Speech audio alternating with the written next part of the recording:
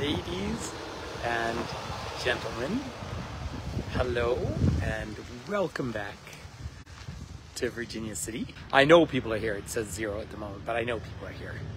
And I'm thrilled to have you here. So it's lovely to have you back. So ladies and gentlemen, welcome to Virginia City, Montana. Now, I'm sorry if I haven't said hi to everyone. For those of you who come on a lot of our virtual tours, Aide has signed on from Mexico City. We met on the cruise that I was just on. So, hola, bienvenidos. Y si quieren un tour en español, con todo gusto. Where am I? I'm in southwestern Montana. Look at these gorgeous hills here. So way back in 1863, they found gold here. Now think about that time. 1863 was still the Civil War. Boy, that's right. It was the Civil War in the United States, and these were these wild territories that were Union, not Confederate. But the people who settled here called it not Virginia City, but Virginia, and she was the one and only First Lady of the Confederate States of America. So kind of fascinating. But this is, of course, right up my alley here. We're in Big Sky country here in the state of Montana. Obviously, I started this trip up there in Banff, where is home, and I've come down through Glacier Park. It was super rainy in Missoula this morning, and then I headed out to Butte, and it was fantastic. It was gorgeous. Now, it's not that I'm a real Coors Light drinker, but I had to get a beer as I wandered the streets here because this is illegal where I live. So on principle, you got to do it.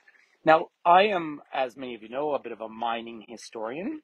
And I have, 20 something years ago, I spent 2 years up in Yukon and Alaska, doing tours up there. And I got so into the history of gold mining. So this was all placer mining in the true sense. And you'll see where some of the rock is just turned over up on the hills. That's called high banking, but there's an old dredge out here. And so for about 10 years, this was actually the capital of the Montana Territory.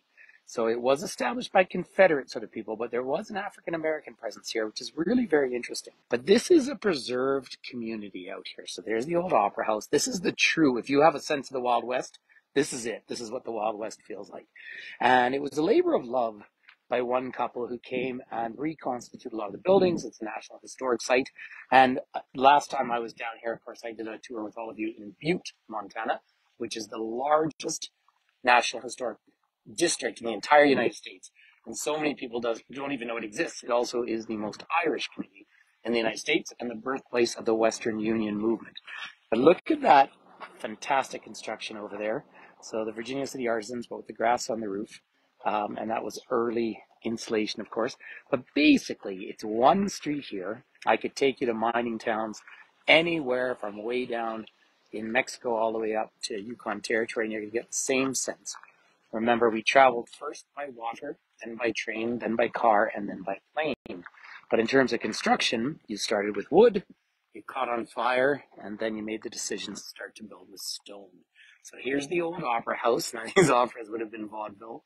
Of course, who got rich during mine rushes? Here we are in Virginia City. This is the entire town. At the very top there is my bus. Now, the last census put the town at 212 permanent residents.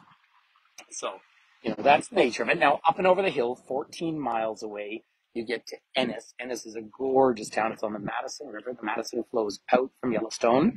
I will be spending the next 2 days in Yellowstone National Park with my group. And it's beautiful. So there's the Montana flag. And in fact, on the crest of the state of Montana, it says Oro y Plata, which is, of course, gold and silver. And so even though much of the state is very agricultural and tourism driven, remember, this is the fourth largest state in the United States by area and the fourth smallest by population, about 1.1 million people. But look at these front facades on these gorgeous buildings. And of course, that's what you would do to try and dress up your community. But in the very early days, when they came here and they found gold, they were actually pushed out by the Crow indigenous people. The Crow were the ones who were specifically there at Little Bighorn or Custer's Last Stand. That's up near Billings, Montana, which is about a 3.5-hour drive from here.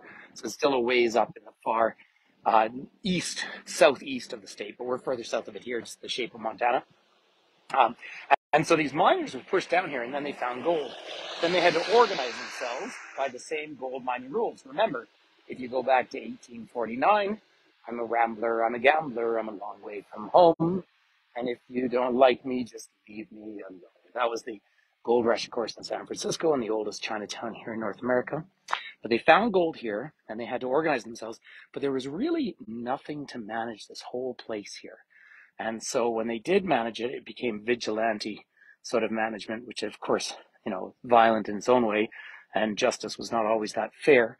But you see this old barber shop here, pretty cool to see. But they would do public hangings at that time. But in organizing the old sense of, these towns are fabulous, and I'm so into mining history, and I have panned for gold for more than half my life. You'll notice I'm still working, and that is kind of gives you a sense of how much gold you actually find, but it is part of the fun. I'm sorry, everyone, that I'm not doing nearly as many virtual tours. As you know, I am extremely busy. I've had 54 flights this year. I'm with a group from Michigan right now, so they're looking around. In fact, they're having a gander. They're having a Michigan, but they're super fun people, and I'm really enjoying their company. But we're heading up from here. It's about an hour and a half drive to West Yellowstone from here, Wells Fargo Overland Mail. So I'm really happy though to have these videos. Look at that, motor carrier services. Okay, some sort of patrol going down, but this is really the street right here in me. So yes, I do apologize that I haven't been doing nearly as many virtual tours. Did you like that one? As I normally do. I'm just so busy. I will tell everyone though, just as a very gentle side note, is all of a sudden yesterday I actually received $27 from through PayPal from Facebook, and I guess that's the stars people give. I have no idea how much money they get. Paula, I did start early because I made it here early.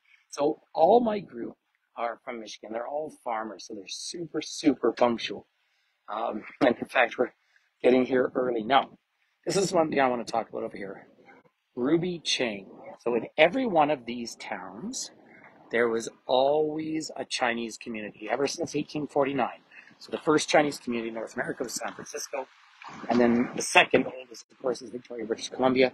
But the Chinese came in mind as well. Now, the racism cannot be understated because it was massive and offensive. But when you're mining, particularly if you're going underground, this wasn't underground mining, this is placer mining here. Placer mining is basically where you're digging up a river, right?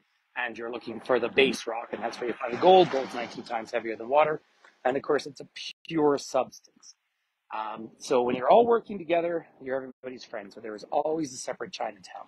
Incidentally, if you've ever heard the history of Chinese laundries, that actually comes from the finishing of the trains in Canada when the Canadian government passed the horrendous head tax, making people pay $500 to bring their wives over from China. It might as well have been 10 million at that point.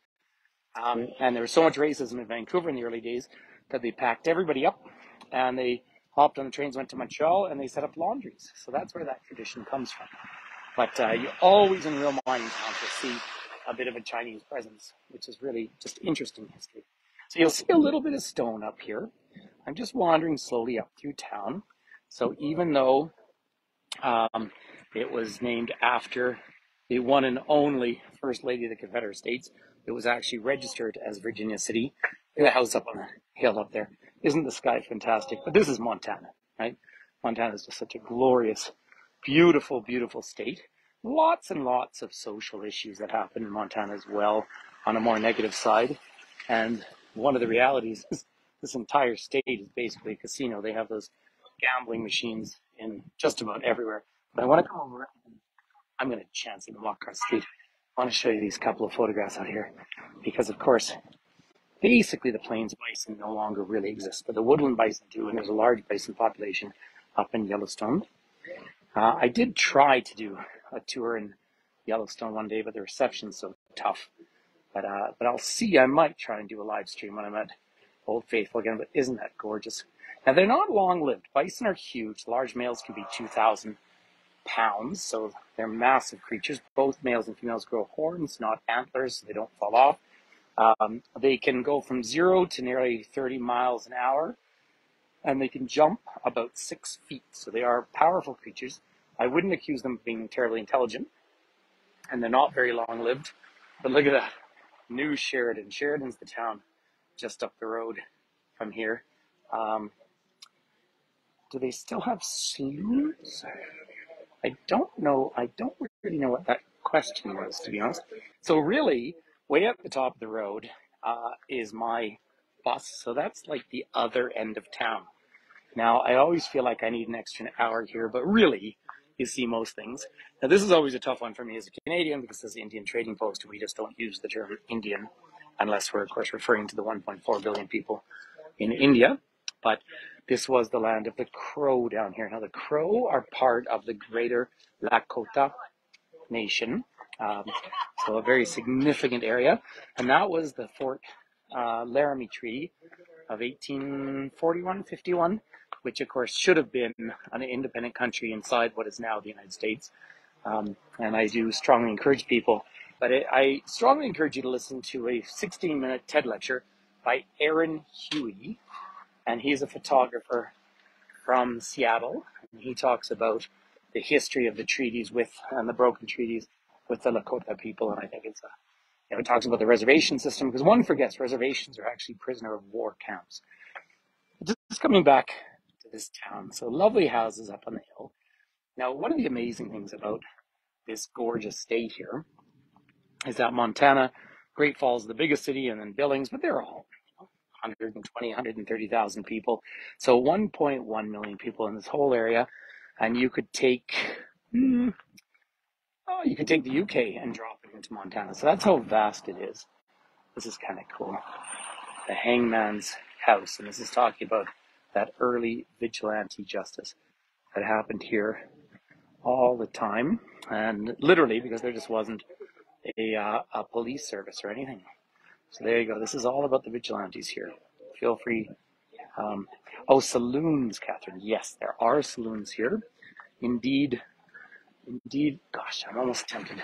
Why don't we just peek our head into the Pioneer Bar? Now, as luck would have it, I have a bottle of beer here, and it came from the Pioneer Bar up there. And every time I come here, I encourage my groups to always go and get a beer, because you're allowed to walk down the streets. Totally illegal where I live. But you're allowed to walk down the streets with beer and on these old boardwalks. Now, remember, they get down into the deep negatives here, like negative 20 Fahrenheit, right? That's like minus 30 Celsius. That's how cold it gets in this part of the world. And we're high up. We're 5,700 feet, about 1,650 meters above sea level. So really high. And geologically, the reason why we have all the gold here is, of course, the continent never stops moving, right? Now, that's basic plate tectonics, which I'll talk a lot about on my tours back up home. But what doesn't move is the massive hotspot in the world, and that hotspot is the supervolcano of Yellowstone. So I'm about roughly 100 miles from that. And the magma chamber is massive up there. This gentleman owns the bar over here, sitting there. So let's give you one little peek inside. So gold dust was the common currency in the early days, right there. So it's a pretty cool. See all the animals up top? I don't know if you can see it there. There you go. Just giving you some press here. There's the owner of the bar right there.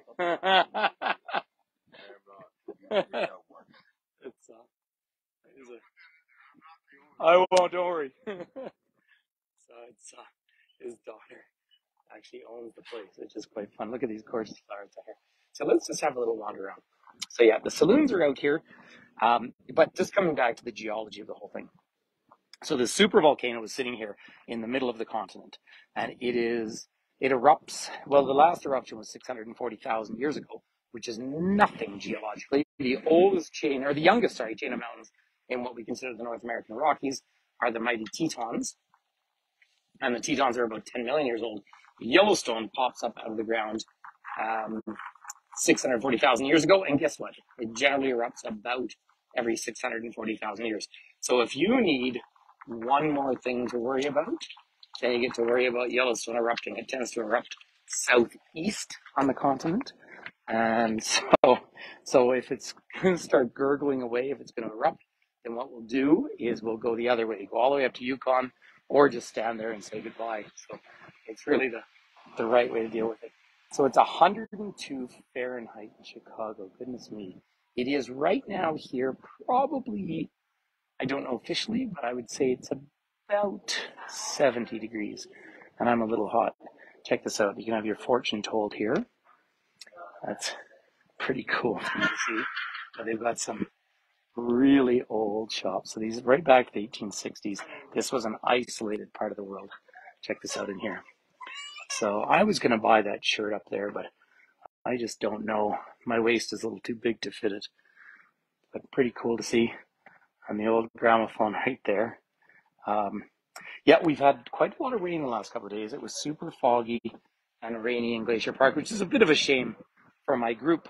But of course, given that at home we're choking in smoke from the forest fires, any kind of rain is good. And look at the sky up here. Just take a moment to enjoy this. So you already, as we get down to these areas, you start to see all that sagebrush growing out there. And that's, of course, endemic right across Wyoming. Wyoming is the least populated state in the United States. And that's because the land simply is not that productive. That's the reason why. Of course, if you're into voting, if you're in Wyoming, you're the most valuable. Sorry, just cut out on me there. You're the most valuable person in the United States because there's about 270,000 voting people for each senator in Wyoming, whereas in California there's 20 million. So that's an interesting thing. But what I will say about Wyoming is it was the first jurisdiction in the modern world where women achieved full suffrage. So that's pretty fascinating. And these places like this, these frontier places, were, as you can imagine, extremely lawless for so much time.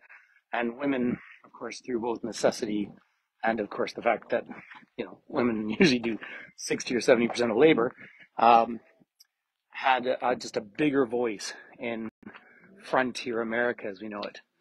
So it's pretty interesting.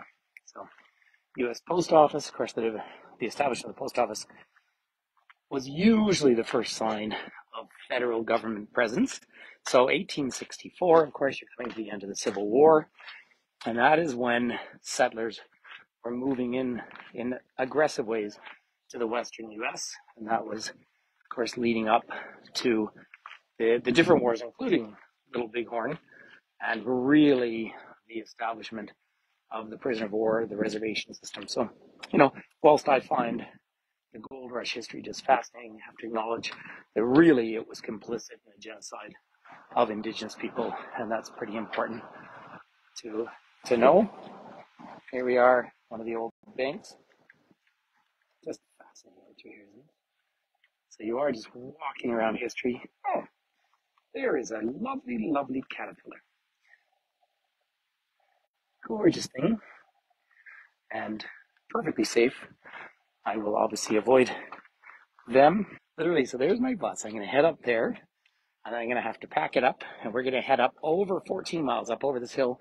We'll come down into the gorgeous town of Ennis, and we'll follow the Madison River, which is one of the most beautiful fly fishing rivers in the world, and we'll follow it all the way up. And because my group have never been out here before, I have two options to get to West Yellowstone, and I'm going to take the route through Idaho, so at least they can say they've been to Idaho, and then we'll cut up to West Yellowstone. And if you want to Google it, I'm having dinner tonight at the Serenity Bistro. They're a gorgeous family. They're a Romanian family who work, 25 hours a day. They have a few businesses, and I will be having trout for dinner out of the Madison River. Look at this, oro y plata. So gold and silver, there's the Elks Lodge right there, Virginia City. Pretty fantastic, isn't it? And then the courthouse. And again, keep in mind, this was actually the capital of the state, the territory of Montana for about 10 years. That's gold towns, right? That's how much money tends to come out of these places. So I feel like, ladies and gentlemen, my group, who are always So punctual. So I think I'm going to have to call it a day, everyone. So I thank you so much for coming for a visit. I know that I put this up, as I always do, quite last minute. Um, Tomorrow, let me see you in Mammoth. If there's animals out in Mammoth, I might put a last minute Facebook Live out.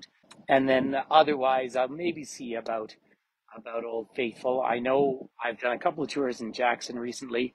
I can't wait to get down to Jackson. And that's in the Tetons, of course. So I better say thank you so much. Lovely to see you. Peace and love, ladies and gentlemen.